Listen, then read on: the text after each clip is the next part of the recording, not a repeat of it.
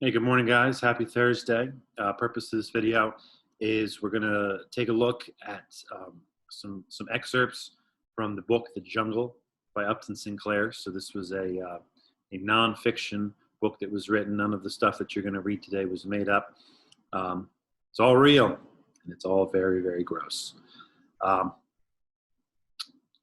So we are looking at assignment 13.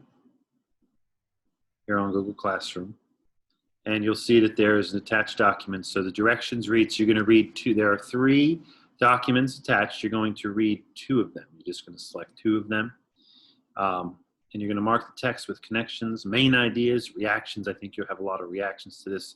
Questions, predictions, any thinking you have about what you read goes. All right, I just want to see, make your thinking visible. Make your thinking visible. All right. So I've opened the document.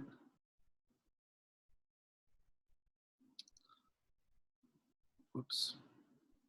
So I've started up here. I made some comments already.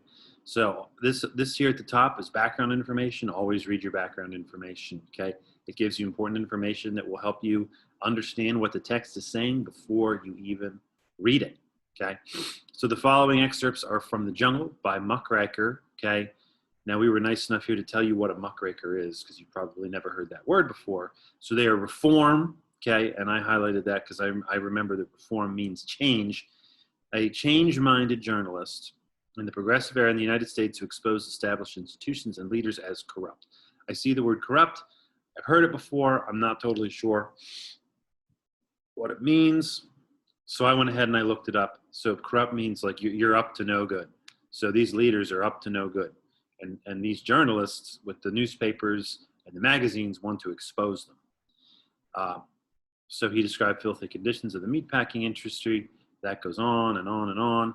Okay, so something not so good is going on. I almost said fishy, but we're talking about meat. We're not talking about fish. So I go down. I selected excerpt B, reusing of waste. So I started to read, and I made some text marking here. So it seemed that he was working in the room where the men prepared the beef for canning, and the beef laying in vats full of chemicals. Full of chemicals, huh? So I highlight that because I have a reaction to that, and I can make a prediction. Someone's going to get sick if we're eating beef that is mixed in a vat full of chemicals. Generally, chemicals and food and the human stomach don't go together very well.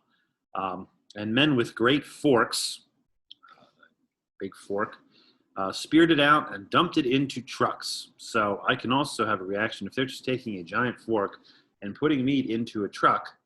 That's kind of unsanitary. You know, generally meat is supposed to be sealed and packaged so germs can't get into it. Definitely some issues going on here. So these are the kind of reactions and things that I want you to make in this text. So you're going to do 2 out of 3.